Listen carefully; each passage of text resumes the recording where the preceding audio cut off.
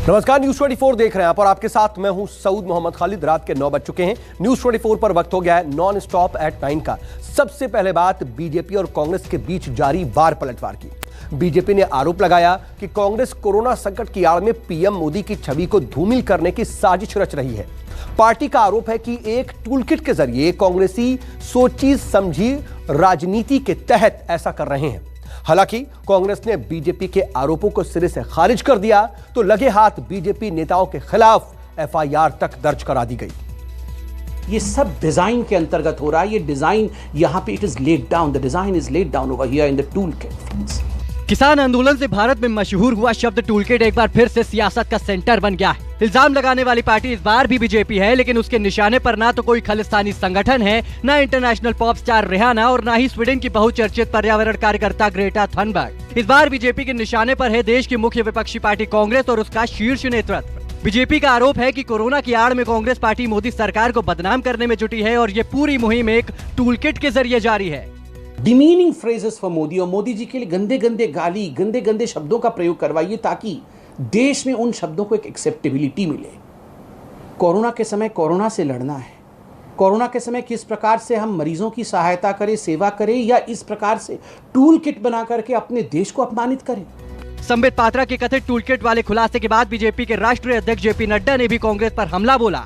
नड्डा ने ट्वीट किया, समाज को बांटने और दूसरों के खिलाफ जहर उगलना, कांग्रेस इस काम में मास्टर है। भारत कांग्रेस की हरकतों को देख रहा है जबकि देश कोविड-19 से लड़ रहा है। मैं कांग्रेस से टूल किट मॉडल से आगे बढ़कर कुछ रचनात्मक करने का आग्रह करूंगा। बीजेपी के इल्जाम से कांग्रेस आग बबूला हो उठी। पार्टी प्रवक्ता राजीव गौड़ा ने बीजेपी अध्यक्ष जेपी नड्डा और प्रवक्ता संबित पात्रा के खिलाफ एफआईआर दर्ज करने की बात कही और कुछ ही देर बाद दिल्ली के तुगलक रोड थाने में शिकायत दर्ज भी हो गई। This outrageous behavior of the Bharatiya Janata Party, we have taken up with the police authorities so far. We are yet to take it up with Twitter, and we can certainly do that. पूरे विश्व को आज आपका असली चेहरा दिख रहा है और जितना आप इसको ढकने की कोशिश करते हैं उतना उजागर हो जाता है आपका असली चेहरा। और कोई बहुत खूबसूरत चेहरा नहीं दिख रहा है इस सरकार का। माफ कीजिएगा, इस सरकार का एक बहुत ही हल्का चेहरा सामने आ रहा है, असली चेहरा सामने आ रहा है। आपको लगता है इन चीजों से हम डर जाएंगे?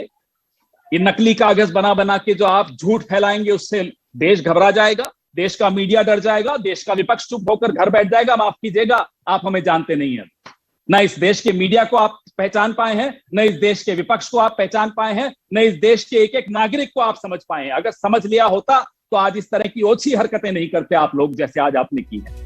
संबित पात्रा ने आरोप लगाया कि पीएम मोदी को बदनाम करने के लिए कांग्रेस एक सोची समझी रणनीति के तहत पीएम केयर्स वेंटिलेटर्स पर सवाल उठा रही है। सेंट्रल विस्टा प्रोजेक्ट को मोदी महल के रूप में प्रचारित कर रही है।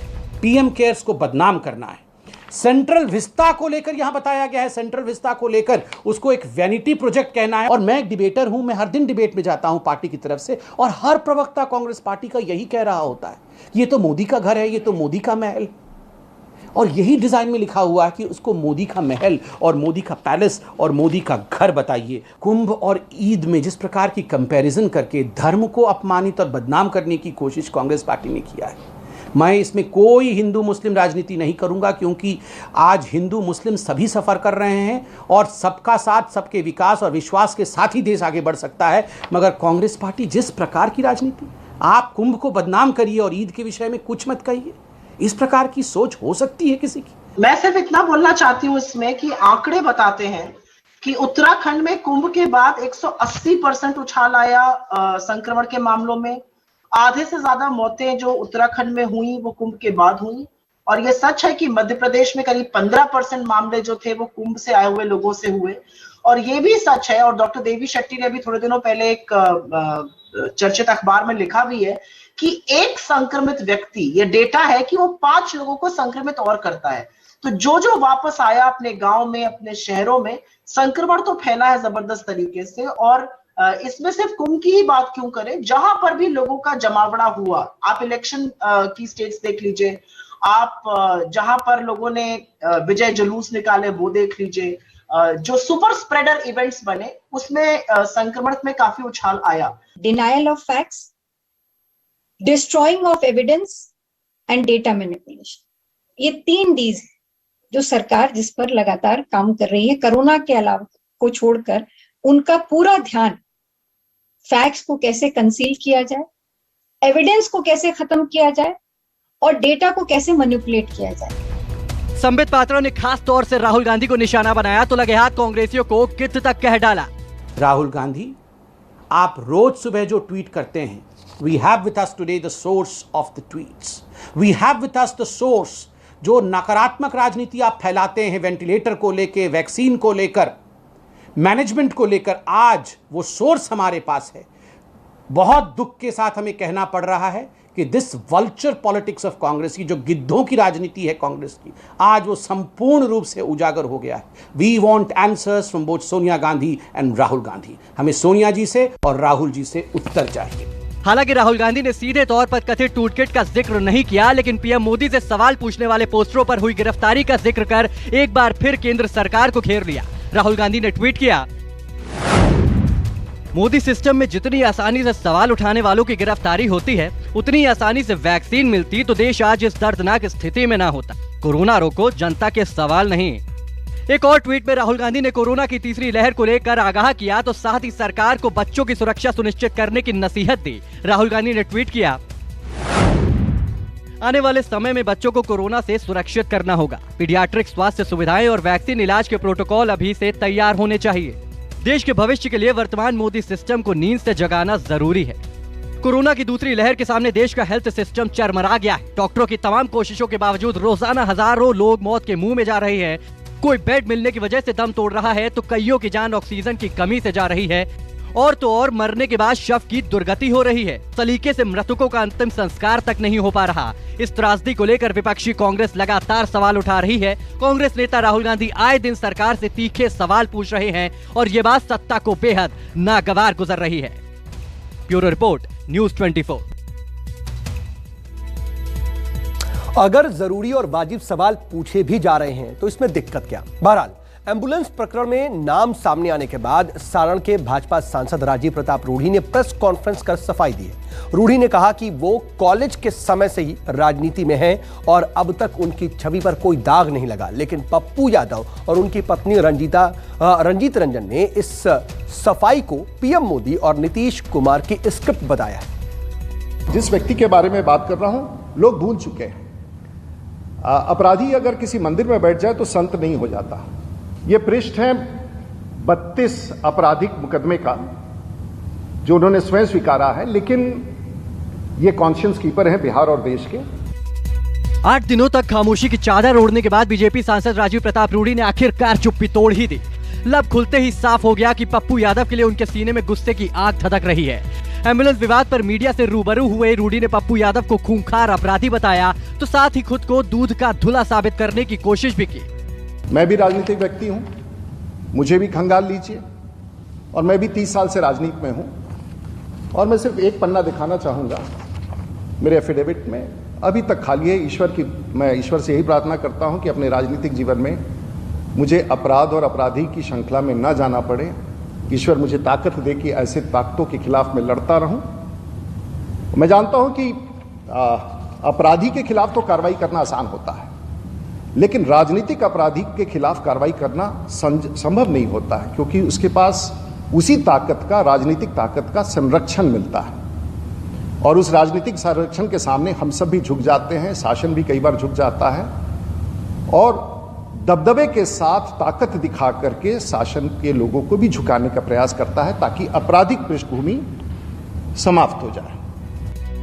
दरअसल जन अधिकार पार्टी के मुखिया और मधेपुरा के पूर्व सांसद पप्पू यादव ने बीते 7 मई को रूढ़ी के संसदीय क्षेत्र अमनौर दफ्तर का एक वीडियो दिखाया था, जिसमें दर्जनों एम्बुलेंस ढक कर रखी गई थी। पप्पू यादव ने अपने समर्थकों के साथ खुद ही वहां धावा बोला था और वीडियो बनाकर ये आरोप लगाया कि रूढ़ी ने अपने सांसद फंड से खरीदे गए एम्बुलेंस को छुपा कर रखा है। 5 दिन बाद ही पप्पू यादव को लॉकडाउन तोड़ने के आरोप में गिरफ्तार कर लिया गया और शाम को छूटने के बाद 32 साल पुराने किडनैपिंग के एक मामले में गिरफ्तार कर मधेपुरा जेल भेज दिया गया। रूढ़ी ने पप्पू यादव के लगाए इल्जामों को बेबुनियाद बताया है। इन मृत लोकतंत्र की मृत और आत्ममुग्धी सरकार, लोकतंत्र को मार देने वाली, और ये नेता जो रावण, कंस और यजीत से भी ऊपर और जल्लाद लोग बैठे हैं, ये क्या है? सारे एम्बुलेंस को और निकाल दिया गया और कोई विनोद सिंह मुखिया के यहाँ भेज दिया गया, एक चौबे जी हैं उनके यहाँ भेज दिया गया। हाँ 30 से ऊपर एम्बुलेंस और एम्बुलेंस को निकाल दिया गया, 60-70 से ज्यादा 100 के लगभग एम्बुलेंस। हम रूडी जी के बारे में नहीं जानता है कि ये घर में मुझे लगा किसी और का है, रूडी जी का घर नहीं है, लेकिन ये एम्बुलेंस यहाँ क्यों रखा हुआ है सवाल ना रूडी जी का है ना पप्पू यादव का, सवाल बिहार और बिहारियों का है और इंसानियत का है। उन्होंने बार बार कहा कि उनके घर में एम्बुलेंस चुरा के छुपा के रखा गया था। अब आप आइए जहां एम्बुलेंस खड़े थे उस तस्वीर को देखिए, और ये है एक बहुत ही आधुनिक सामुदायिक केंद्र जिस पर भी आरोप लगाए गए और ये कहा गया।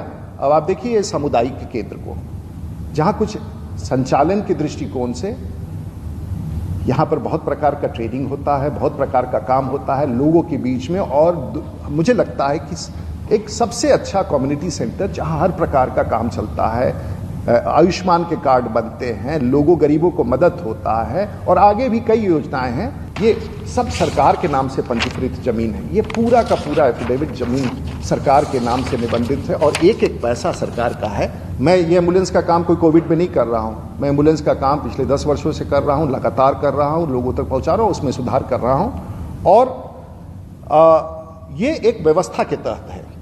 ये डिस्ट्रिक्ट में जितने 40 के आसपास जो ये समिति बनी हुई है, इसके अध्यक्ष डीडीसी हैं, ये उसका है डिस्ट्रिक्ट मजिस्ट्रेट का। देखिए ये इस पर पंचायत की मुखिया को दिया जाता है।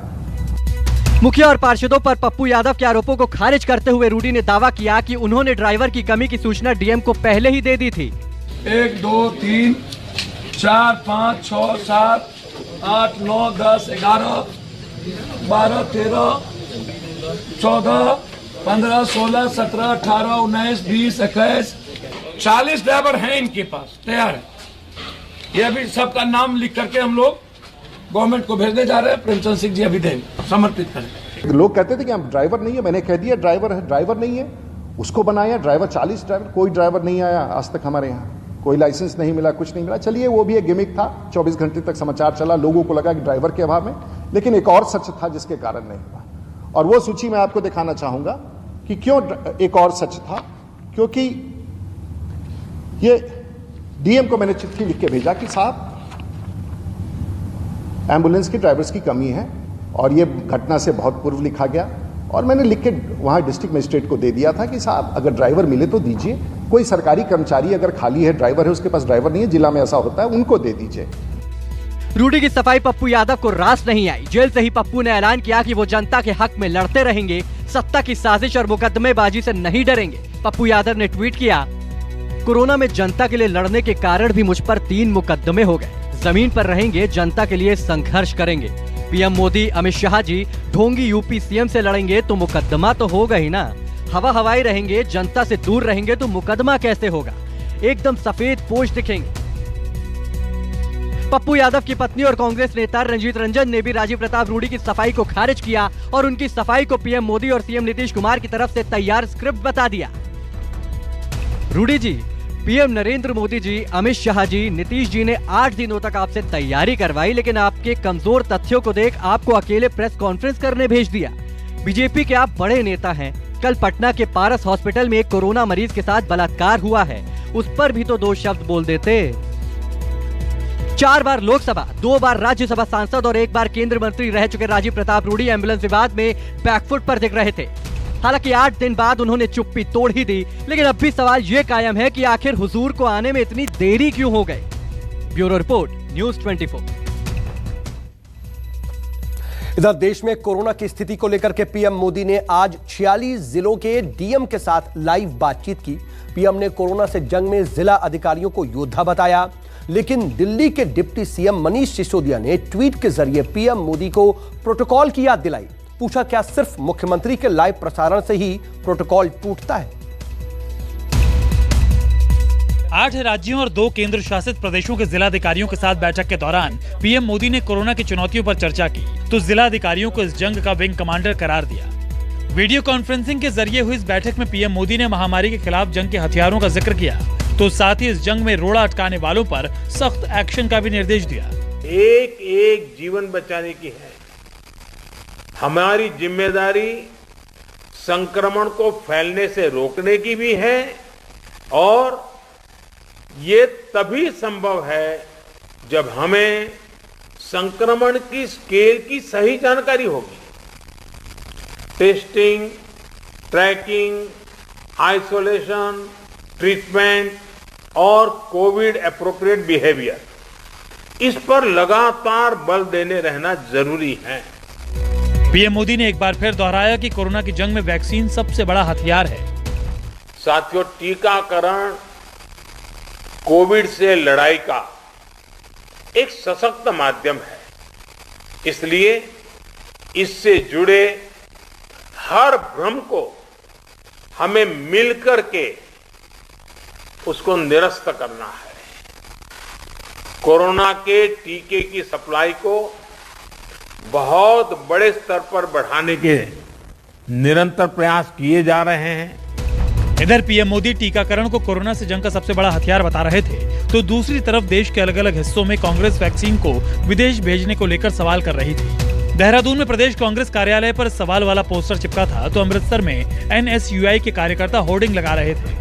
केंद्र सरकार ने इस देश के लोकतंत्र पर प्रहार करने का काम किया है और इसीलिए आज कांग्रेस ने जो है कांग्रेस भवन में ये पोस्टर या फ्लैक्स चस्पा किया है। हम पूछ रहे हैं देश के प्रधानमंत्री से कि बताइए, देश के अंदर लोगों को वैक्सीनेशन के लिए आपके पास वैक्सीन नहीं है, आपने उसको विदेश भेजा, तो क्यों भेजा? अब अगर इस पर कार्रवाई होती है तो हम उस कार्रवाई के लिए तैयार हैं। ये इस वजह से लगाए गए हैं, कोई समा था पूरे विश्व में हिंदुस्तान को डेमोक्रेसी का देश माना जाता था। आज जिस तरीके से डेमोक्रेसी का घान हो रहा है, आपने देखा होगा दिल्ली में कुछ मजदूरों के ऊपर, कुछ पेंटर्स के ऊपर ऐसे पोस्टर लगाने के ऊपर जब सवाल किया गया कि मोदी जी हमारी वैक्सीन आपने विदेशों में क्यों भेजी, उनके ऊपर एफआईआर दर्ज की गई, उनको प्रताड़ित किया गया। उस चीज़ को देखते हुए हमारे एनएसयूआई ने, हमने पंजाब में हर डिस्ट्रिक्ट में ऐसे पोस्टर्स लगवाए हैं और मोदी जी से सवाल किया है कि हमारी वैक्सीन कहाँ है, किस देश को दे दी, क्यों दे दी।